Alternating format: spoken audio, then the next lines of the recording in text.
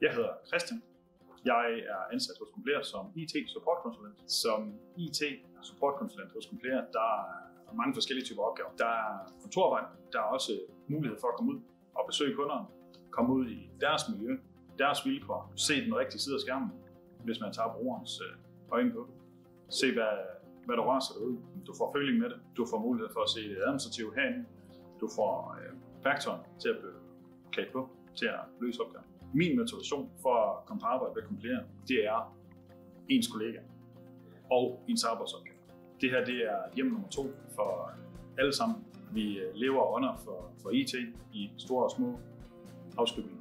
Dagligdagen som IT-supportkonsulent hos Complere, den begynder som udgangspunkt med at du møder ind på kontoret med få undtagelser. Der er jo nogle af vores kunder, der står jo op meget tidligt, og det imødekommer vi også ved at være der tidligt eller sent, hvis det er det, der er behov for. Vi sidder i supporten og behandler henvendelser per telefon og per e-mail fra kunderne. Det vil vi også gøre fra kontoret og marken.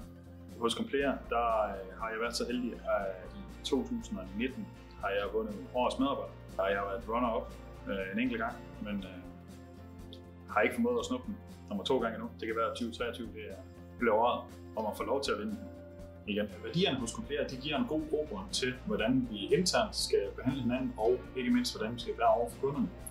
Når vi er som IT-supporter ude hos kunderne, så har vi en god række værktøjer i form af værdierne, der simpelthen gør, at vi er i stand til at komme i mål, og kunden føler sig yderst godt behandlet. Er man en IT-supporter, der sidder og gerne vil have nye græsgange og gerne vil udfordres, både fysisk og mentalt, så er Complere faktisk et af de steder, hvor du har mulighed for at vokse, og du får en masse værktøjer og værdier at arbejde ud fra. Og det gør simpelthen, det er fantastisk. Altså, lækkert sted at være, masser af medarbejdere på, og fede kollegaer, og ikke mindst fede fester, når vi har dem.